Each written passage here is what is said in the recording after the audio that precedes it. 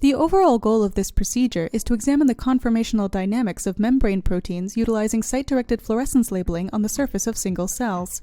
This is accomplished by first individually mutating residues at the interface of the extracellular and transmembrane domains to cysteine, as shown by the red C. It is then necessary to determine whether this residue can be labeled with a cysteine-reacting fluorophore. The second step of the procedure is to examine whether cysteine mutagenesis and/or fluorophore labeling affects the kinetics and/or conformational state of the protein.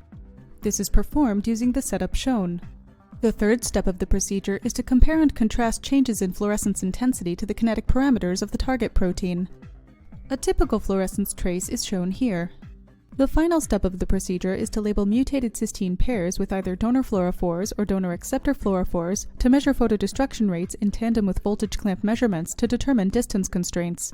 This figure shows donor photodestruction rates in the absence of acceptor in black.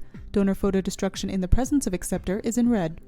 Ultimately, results can be obtained that show that changes in fluorescence intensity, which are the result of protein conformational changes, can be correlated to membrane protein function through voltage clamp fluorometry.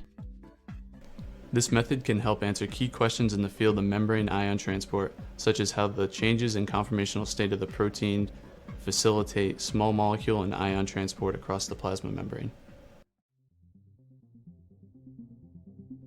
Begin the procedure by cloning the sodium-potassium pump into a vector suitable for Xenopus laevis oocyte expression.